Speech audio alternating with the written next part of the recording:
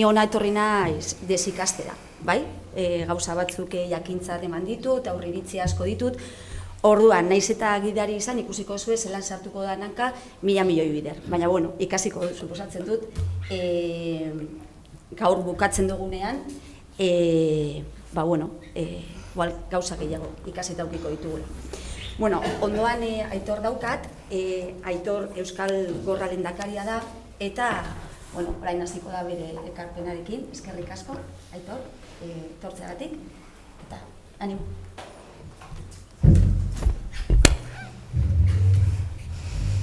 Egunon, bueno, ni zein hizkuntzan hitz egiteko, zutik jarriko naiz, jesarri eta egonda ez diazu ondo ikusiko.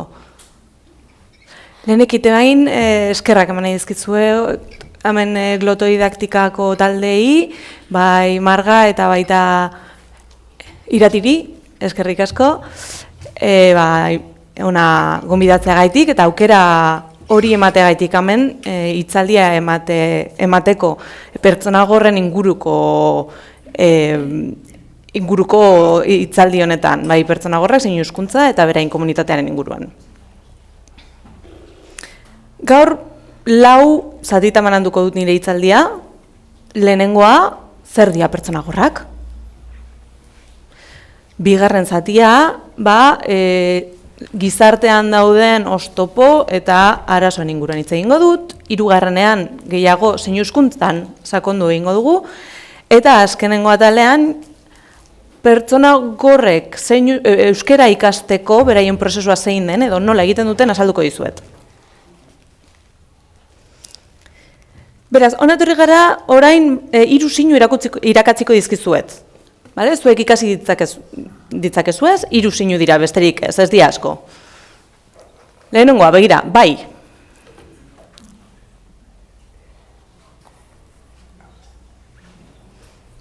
Bai, zuek danak begira, aurpegiak geldi duzue. Ez, aurpegia oso garrantzitsua, bai egin behar duzue buruarekin baita ere. Bigarrena, ez?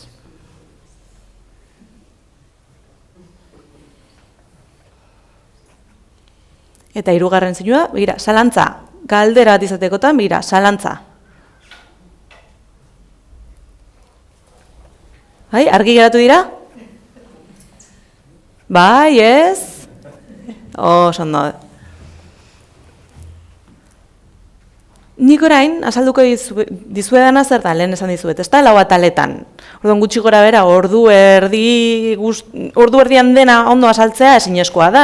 Hemen luzeagoko, hitzaldi luzeago bat izan beharko litzateke, baina, bueno, hemen ona konpartitzeko etorri gara, eta orduen gero zalantzarik edo gehiago sakontza nahi izanez gero, galdetu da aldi dazue. Beraz, zuek ezagutzen duzue pertsona gorrik? Bai edo ez? Ez, batzuk bai, beste batzuk esetz, ondo batzuk esatu duzue, bai ez da esetz ondo da. Eta zer da pertsona gorra izatea?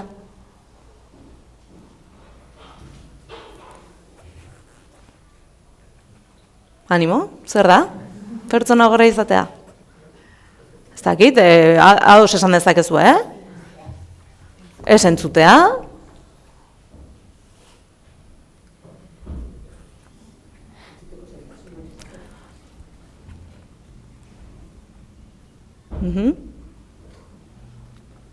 Ondo da. Horretarako etorren naiz ni, ez da? Hemen azaldu aldizateko. Nik hitz egingo dizuet orokorrean, egoera orokor bat, pertsona gorrak orokorrean, ez? Bakoitza ezberdin izan daiteke. Lehen adibidez, igorrek azaldu duena, ez da? Interseksionalitatearen inguruan, imaginatu, emakume bat, gorra, beltza, eta zein hizkuntzara erabiltzen duena, esan gure du, pertsona horrek interseksionalitatearen ikuspuntutik oztopo eta arazo bereziak izango dituela, edo gehiago izango dituela, ezta? Orain arte, gaur etorri naiz, orain arte egondako pertsona gorrek izan duten aukerak, izan dituzten aukera guztiak gitziak izan dira. Orden, eskerrik asko gaur eman didazuen aukeragaitik ona etortzeko eta sentsibilizazio klase bat modukoa egin alizateko eta zuei gure egoera azaldu alizateko. Pertsona gorra izatea zer da? Informazio falta dugula. Informazio falta eta gizartearekin komunikatzeko zailtasunak ditugula. Hori da pertsona gorra izatea. Ez da bakarrik entzutea asko gitxi edo hitz egitea ondo, gaizki, ez du horrekin zer ikusirik. Pertsona gorra izatea da, informazio falta dugula eta komunikatzeko zailtasunak ditugula. Gizartearekin komunikatzeko. Orain gizarteak, gizarteak ez zuen pertsona gorrak ikusten, zituen ikusten, kaletik joan gaitezke oinez, eta bizitza bakarri, gure bizitza egunerokotasunean egin dezakegu, baina ez dugu pertsona gor, ez ditugu pertsona gorrak ikusten, baina bai pertsona gor batekin topo egiten dugunean, eta komunikatzera goazenean, bertan konturatzen gara, oztopo bat dugula, ezin dugula pertsona horrekin komunikatu. Pertsona gorren inguruan hitz egiten dugunean, bi ikuspegi ezberdin daude. Alde batetik ikuspegi medikua, osasun ikuspegi hori, eta beste alde batetik identitatearekin eta linguistika gure berezitasun linguistikoaren ikuspuntua. Oso garrantzitsua da bi ikuspuntu horiek zuek ondo ulertzea. Ikuspegi medikoa edo osasunaren arloko ikuspegiak zentratzen da bakarrik belarrian. Medikuek zer egiten dute, beraien helburua zer da konpontzea, beraz pertsona belarrian duen pertsona batek belarrian baldin badu zailtasun edo akatzen bat, hori konpontzea da medikuaren helburua. Gaur egun ez dago soluziorik, ez dago nola konpondu belarriaren, endoentzumenaren arazo bat. Badaude adifonoak, badaude implante koklearrak, badaude laguntza teknikoak. Baina pertsona gorra izaten jarraituko du. Bai, hori argi izan. Orduan, ikuspegi hori azalduta, beste ikuspegia, ikuspegi identitarioa, zer da? Gure ezgaitasun propioa dela eta zeinu hizkuntza propioa dugula. Eta zeinu hizkuntza horrek, hizkuntza berezi horrek, guri identitatea ematen digu, gure identitatearen parte da, kultura propioa dugu, komunitate propioa. Ikuspegi horrek, oraindik gizarteak ez du ikuspegi hori ezagutzen, ikusten edo aitortzen. Bai, hori ulertzen duzue?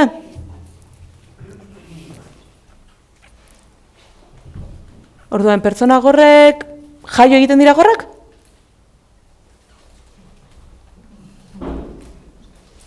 Dena pertsona gor guztiek jaio egiten dira gorrak?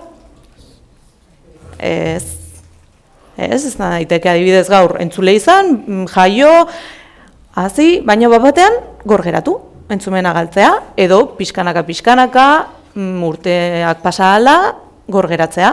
Adibidez, nire kasuan, ni Aitor, gor jaio nintzen. Bizitza osoa izan naiz gor. Nire egoera dena den berezia da zergaitik, nire familia, nire gurasoek gorrak diralako baita ere, eta nire anaia bada gorra ere. Beraz, ni jaio nintzenean, nire etxean, era natural batean, zein hizkuntza ikasi eta erabiltzen nuen.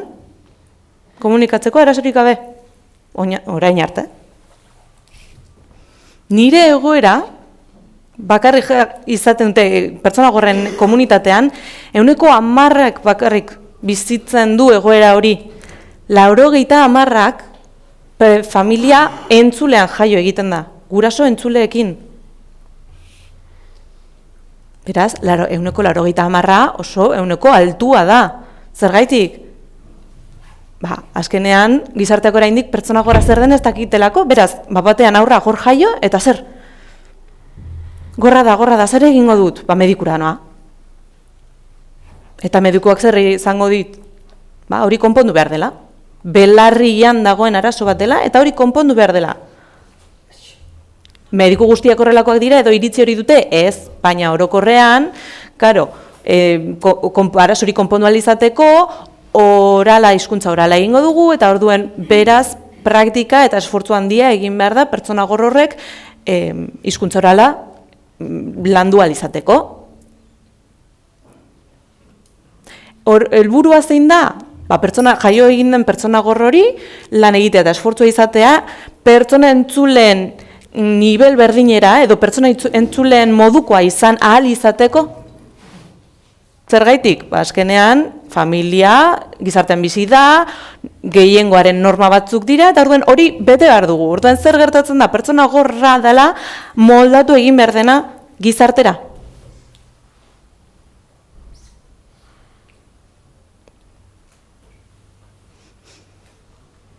Ni Euskal Gorratik nator. Zuek badakizu zer da Euskal Gorra? Bada Euskadiko pertsona gorren federazioa. Ja, 56 urte daramatzagu. 1980an sortu zen, eta orain arte jarraitzen dugu borrokan pertsona gorren eskubideak lortu ahal izateko eta sustatzeko. Batzuk ezagutzen duzue, ezagutu dezakezue, beste batzuk ez duzu ezagutzen federazioa, ezta? Zein da arazoa? Lehen esan dizudana, guk hizkuntza ezberdina erabiltzen dugu. Gurekin kontaktatu ahal izateko edo gizarteak gurekin komunikatu ahal izateko, hor arazo bat dago, hor oztopo bat dago. Beste elkarte batzuekin edo kolektibo ezberdinekin komunikatu ahal izateko erraza duzue, ezta? Euskeraz, gaztelaniaz edo beste hainbat hizkuntza oraletan aritu zaitezkete eta beraiekin hitz egin, baina gurekin zer? Zein hizkuntza erabili behar duzue? Adibidez gaur, nik zein hizkuntza erabiltzen ari naiz, ezta? Hemengo hitzaldia zein hizkuntzan egiten ari naiz, ezta? Eta zuek ulertzen diazue? Interpretea ez balego, zuek ulertuko zeniakete? Bai edo ez, ezta? Horrek ezan nahi du azkenean nik gizartean parte ahal izateko zailtasunak ditudala.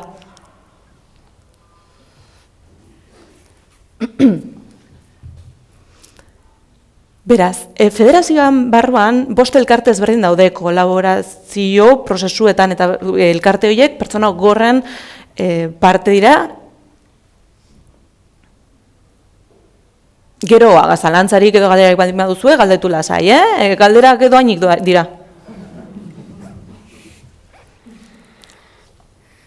Beraz, orain hitz egingo dugu bigarren atal horren inguruan. Zer, guk ditugun oztopo eta barreren inguruan. Guk eremu guztietan izaten ditugu oztopoak eta arazoak izan daitezke, zailagoak, irisgarritasuna zailagoa izan daiteke edo errazagoa, baina beti izango ditugu oztopoak.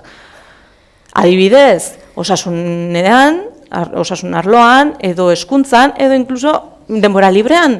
Adibidez, zinemara joateko, edo antzerki batera joateko, oztopo eta barrera asko egoten dira. Jende askok pentsatzen du, pertsona gor batek Espainiak irakurri ditzake, eta listo, ez da gorazorik, konponduta. Askotan, ni pertsona batekin topo egiten dut, eta hori mugitzen hasten da Espainiak era berezi batean. Baina, ordu bete egon naiteke, ni pertsona bat ikusten, begiratzen, eta Espainiak irakurtzen, egin nahi duzu ezuek? Bai edo ez? Ez ezta?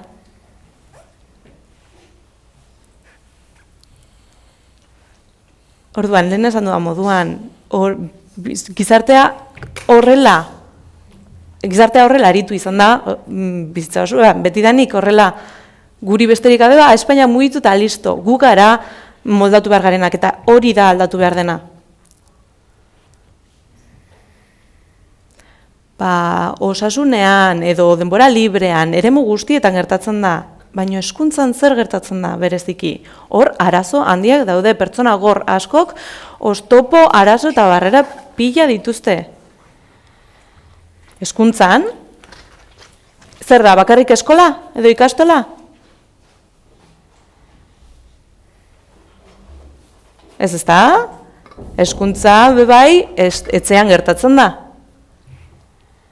Eskolan, kalean, etxean, horrela ez izan gara denak, ez da, ez duek informazioa entzumenetik jasotzen duzu, egunero informazioa eta ez zitzen zarete, ez duek imaginatu motxila bat. Ez duek motxila handi bat duzu, material pilarekin barruan, pertsona gorrok ez? Pertsona gorrok ez dugu entzuten?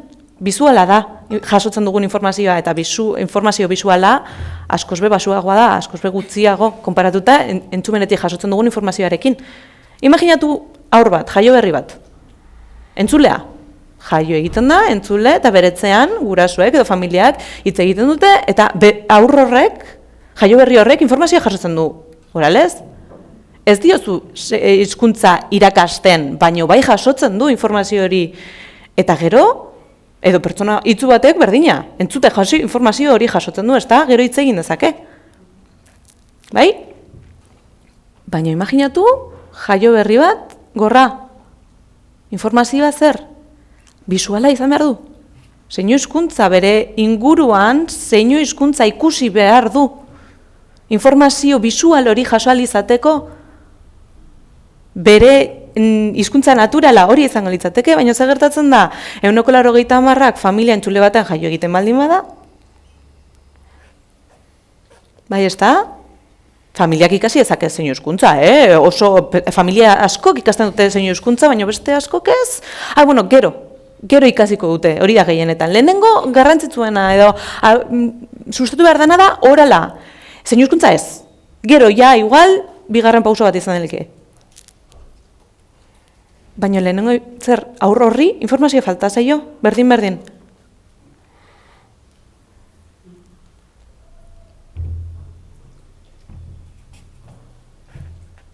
Orduan, hezkuntzan eremuan hor arazo asko sustatzen dira. Zer, esaten dute, familiaren aukera da. Familiak aukeratu behar du. Baina ez, Euskal Gorretik beti borrokan egon gara hezkuntza oso bat sustatu ahal izateko. Zeinu hizkuntzarekin elebiduna den eredu batean. Zuentzako elebidun kontzeptu hori zer da, euskera eta gaztelania. Niretzat, kontzeptu hori ezberdina da. Elebitasun hori niretzat, zeinu hizkuntza eta hizkuntza orala idatziz. Da. Orduan, Euskal Gorrean hor dugu lan egin behar dugun erronka bat, eta aurrera bota behar dugun erronka bat, eta hizkuntza ez dago prest elebiduntasun hori susatu izateko. Hemen adibidez, pertsona gorren eskubideak bai baztertuta daude. Galdera batekin nahi dizuet, zuei. Imaginatu, familia entzule bat. Aurra, eta aurrari, familia horrek erabakitzen du, aurrari euskera ez irakastea. Zer? Ados zaudete horrekin? Ez da? Ez zaudete, ados?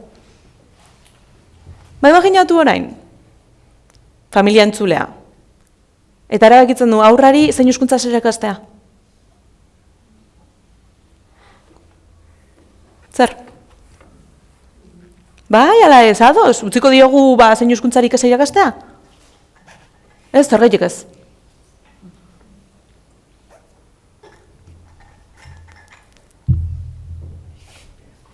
Erakundeek esaten dute, ez, baino familiak aukeratu dezake, familiak aukeratzen du. Erakundeek esaten dute, ez familiaren aukera bat da.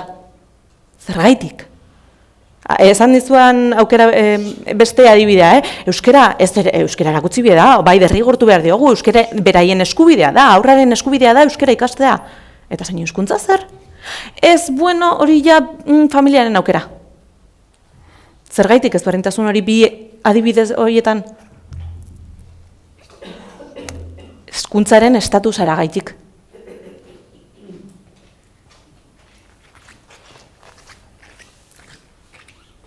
Argi dago, euskara hizkuntza minorizatu bat dela, hori argi dago.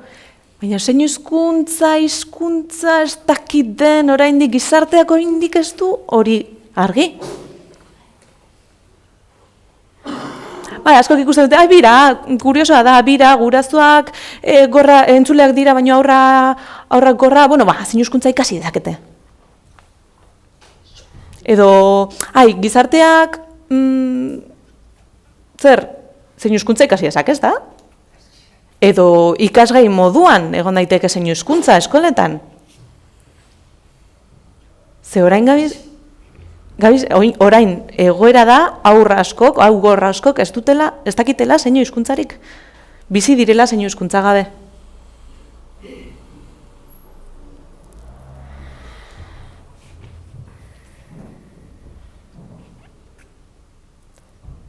Hezkuntzan orain dela oso gitxi hasi zen zein hizkuntza erabiltzen. 2007an onartu zen edo aitortu zen zein hizkuntza. Orain dela oso gitxi.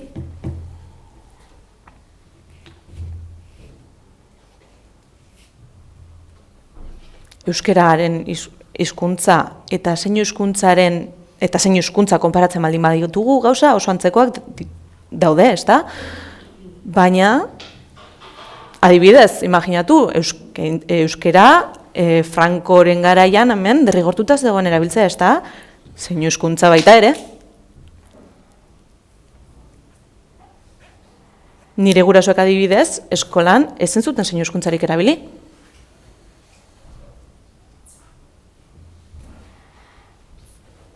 Nire garaian bai onartu zela nolabait eta erabiltzen hasi zen berriro. Baina orain dela 30 urte. 30 urte aurrerago ez zen zein hizkuntzarik erabiltzen. Eskuak lotu egiten ziren pertsona gorrek zein hizkuntza ez erabiltzeko. Eta non erabiltzen zen zein hizkuntza? Elkarteetan, pertsona gorren artean komunikatu izateko, baina publikoki? Ez. Euskararen antzera. Berriro ere, minoria baten inguruan aritzen gara, ez da?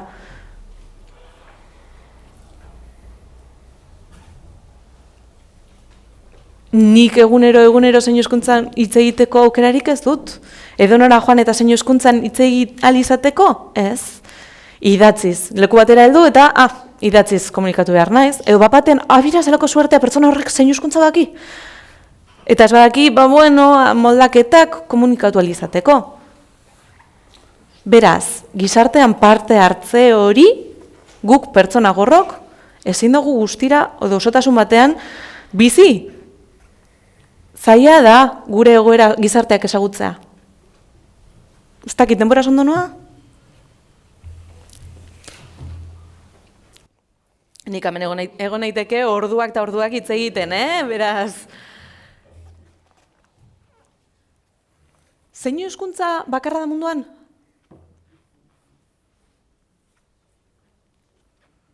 Ez, bai, ez.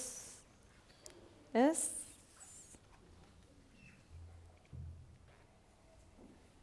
Ni pentsatzen nuen bakarra zela, komunikatzeko hobeto, ez da, errazago munduan bakarra baldin badago.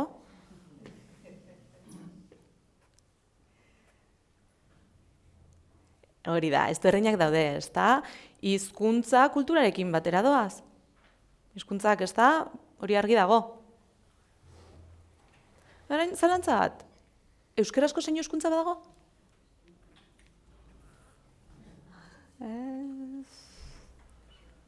Ez dakit, bai... Zalantzan hortik, oso ondo? Bai... Gauzat ezin duzue ahaztu. Hizkuntza oralak, frantzez, alemana, gaztelania, euskera, hainbat daude, hizkuntza oralak, eta zein hizkuntzak beste alde batetik. Beste hainbat, banandu behar dira bi hizkuntza mota horiek. Ezin dituzue elkartu, zergatik, hizkuntza oralak gramatika propioa dute, orden bat, sintaxis bat, eta zein hizkuntzak beraienak ditu. Aurpegiaren mugimendua, eskua, konfigurazioa, hainbat gramatika propioa dute. Beraz, ez dira konparatu era horretan. Nik erabiltzen dudana, zeinu hizkuntza da bai. Ez zeinu hizkuntza bat. Izan daiteke, zeinu batzuk, hemen Euskadin ezberdinak izatea, Madrilekoekin konparatuta, edo Andaluziako zeinu batzuekin konparatuta, baina hizkuntza berdina erabiltzen dugu. Adibidez, Santo Tomas, hori da? Ezta? Begira? Edo danborra da. Hemen da, ez da beste lekuan, beraz, edo imaginatu koloreak, zenbakiak baita ere, zeinu horiek ezberdinak izaten dira, Espainiako leku ezberdinetan. Baina, hizkuntza propioa, zeinu hizkuntza euskalduna, ez dago. Zergatik, ez dugulako nahi? Ez. Besterik gabe, historian zehar, pertsona gorren artean zelan komunikatu diren, eta hizkuntza zelan evoluzionatu den, bira, batean, euskaltzandia sortu zen, ez da? Edo, venga, sortuko dugu, euskaltzandiak erabakiko dugu zeinu hizkuntza euskaldun bat sortzea, ez. Ez da horrela, azkenean zeinu hizkuntza era naturalean hizkuntza bat da, eta era natural batean evoluzionatzen eta aldatzen doa. Baina, egun batetik bestea sortu zen, bat batean, ez. Venga, egun batean erabakiko genuen, sortuko dugu bat. Zeinu hizkuntza sortuko dugu, ez? Zeinu hizkuntza nola sortzen da? Pertsona erlazionatzen direnean, era natural batean komunikatu ahal izateko, hizkuntza sortzen eta eraldatzen doa. Gure kasuan, gorren komunitatea dago, eta horrela sortzen, joan izan zen.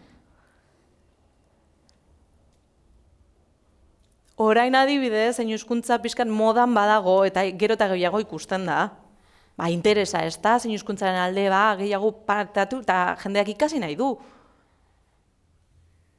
Baina, Euskal Gorran badaude pixka bat arduratuta. Zergatik, kontuz ibili behar gara horrekin.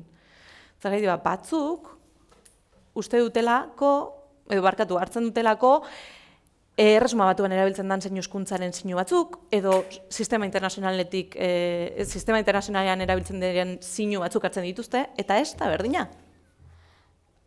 Euskal Gorratik lan egiten dugu zeinu hizkuntza, kalitatezko zeinu hizkuntza bat irakatsi eta erabili ahal izateko. Beraz, oso garrantzitsua da, hona etorri zareten guztiek, eta hainbat erakundea, adibidez, edo hona Euskaltzaindia, edo hona etorri zaretenok, gurekin elkarlan bat egitea, sustatzea, guri galdetzea, aberia nola parte hartzen dugun, nola kolaboratu, zergatik, azkenean gu garelako pertsona gorrak eta guk ezagutzen dugu egunerokotasuna. Beraz, saiatu naiz pizkat, labur biltzen edo, pertsona gorrak, zer garen, euskeraren egoera, Orain hori, azken atalarekin sartuko gara, nola ikasten dugu pertsona gorrok euskera?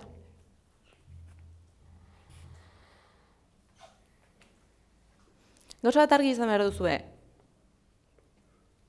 klase batean, euskarazko klase batean interpretea jartzea, ez da nahikoa. Zergatik, interpreteak zeinu hizkuntzan aritzen da, beraz, pertsona gorra zeinu hizkuntza ikusiko dugu, ez euskera. Nik euskera ikusi nahi dut, ezta? Beraz, interpreteak ez dit balio. Hitzak ikasi nahi ditut, bisuala egin behar dut, euskera. Gero beste gauza bat da, adibidez, batzar batean, edo pertsona batekin komunikatu nahi izatea, eta orduan hor bai, interpretea behar dugu, ez da, galderak eta elkar komunikatu izateko. Baina, euskera ikasteko prozesu horretan, zer behar dugu bisuala izatea? Klasean, imaginatu, ikasleak daude, irakaslea, eta orduan behar duguna zer da, kurrikuluma moldatu eta berezia egin pertsona gorrendako. Zergatik, ez dengo dutelako entzun, eta hitz egiten dena ez dutelako jasoko, informazio hori ez dutelako jasoko, gorrak gara. Baina, izan daiteke, batzuk, entzumen ondarren bat itzto izatea, imaginatu adibidez pertsona bat entzulea zena, eta gero denborarekin entzumen agaltzea. O pertsona horri adaptatu edo moldatu altzaio kurrikuluma. Edo imaginatu, igual, pertsona horrentzako txandaka hitz egiteak, gelakideek txandakaitze egiteak lagunduko dio, eta klasea jarraitzeko aukera izango du, baino, denak batera hitz egiten baldin badabia adibidez, zer? Edo imaginatu, bideo bat, azpitituluak behar dira, bideoa jarraitu ahal izateko, edo adibidez, galdetzea pertsona berari, pertsona gorraria bergaldetu, zelan sentitzen zara eroso, zer behar duzu, ze moldaketa behar dituzu. Zer azkenean pertsona gorrak ezberdinak ara, bakoitzak bere perfila du.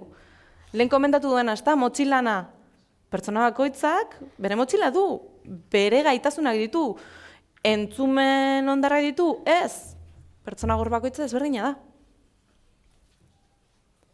Ni adibidez, ni ondarrokoa naiz. Txikitatik, euskara oso gaitzi dakit.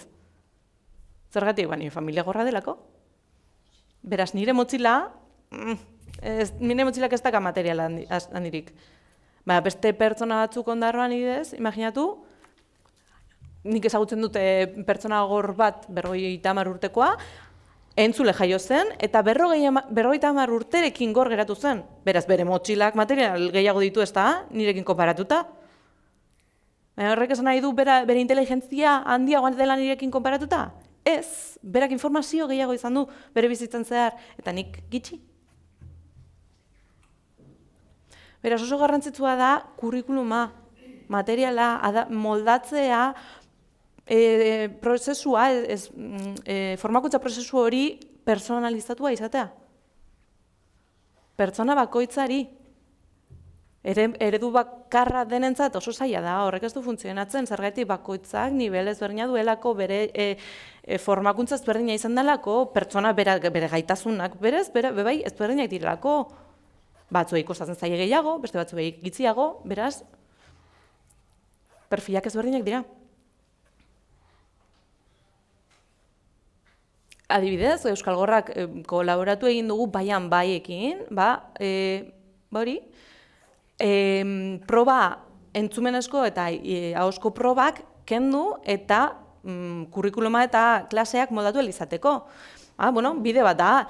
Perfektuena gure sortu duguna ez. Beste hainbat bide eta aukera daude. Adibidez, AEKak bebai kontaktuan jarri zen, ia lortzen genuen bion artean moldaketaren bat sortzea. Azkenen, eman behar dena da, dira aukera ezberdinak, eredu ezberdinak, pertsona gorrek aukeratu izateko.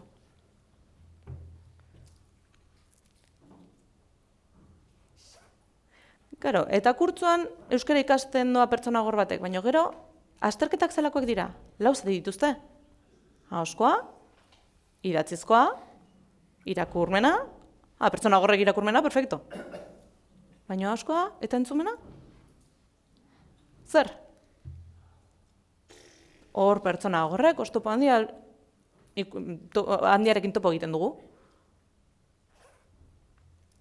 Elkarten eta pertsonen mugimenduarekin eta borrokari esker, aldatzen doa egoera, eta orain ahozkoa eta entzumenezkoa, ez diakendu aukera moduan jarri dira. Adibidez, imaginatu, ni pertsona gorra naiz, eta entzumena egiteko gaitasuna dut, edo eta egin nahi dut, aurrera. Egin dezake. Ez ditugu bi proba horiek kendu, ni adibidez Aitorrek, nik biak ez nituzke egingo, zergaitik nik ez dut egiten eta ez dut entzuten. Egin dezaket, baina ez dut segurtasunik sentitzen, horiek biak egin alizateko. Beraz, niretzako testuan idatziz izango litzateke. Pertsona gorrentzako behar dugunak, zer da hori, idatziz bisuala izatea. Eta azkenengo gauza bat esan dizuet. Zaiena zer da, denbora. Pertsona gor batek euskara ikasi ezake, baina igual 4 urte behar ditu ikasteko. Zergaiti, prozesua, zer? Eskatzen du, orain dagoen prozesu eta kurtzuak izaten dira, harin batean ikasteko ez da, baina euskara, adibide bat 4 urtekoa, ez dakit izan daiteke, ikusi zaituzte hor aurpegiak, barreska, eta adibide bat izan da. Baina, pertsona gorrok bagara inteligenteak, Argiak bagara. Baina orduan, esan nahi dizuet hori, denbora dala oso faktore garrantzitsua. Helburua lortu ahal izateko, helburua denok lortu dezakegu. Euskara ikastea denok ikasi dezakegu. Baina zuek entzuleek igual bide zutzen bat duzue, helburu horretara, eta pertsona gorrok igual, bide luzeago batetik pasatu behar dugu, beraz denbora gehiago behar dugu, lehen esan dizuedana, denbora. Osa, barkatu motxila. Euskara hizkuntza orala da, entzumenetik edo entzumenean oinarrituta. Euskara bakarrik ez, ingelesa, frantsesa danak. Baina entzumenean oinarritzen dira, ez da? Irratian entzun dezakezue, kalean praktikatu dezakezue, informazio guztia sartzen da eta praktikatzen duzue.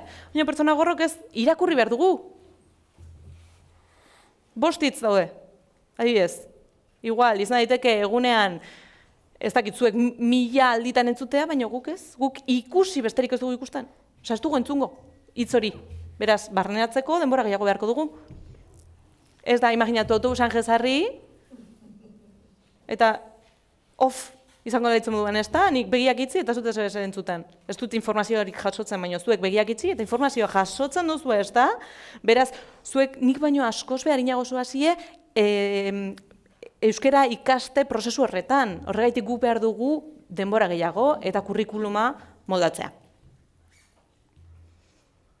Beraz, ja ez da, ja, amatatu da, ja bukatu indut. Eskerrik asko, baina galdera... Bueno, zalantzarik edo zuzer nahi baldin baduzue, galdetu, Nik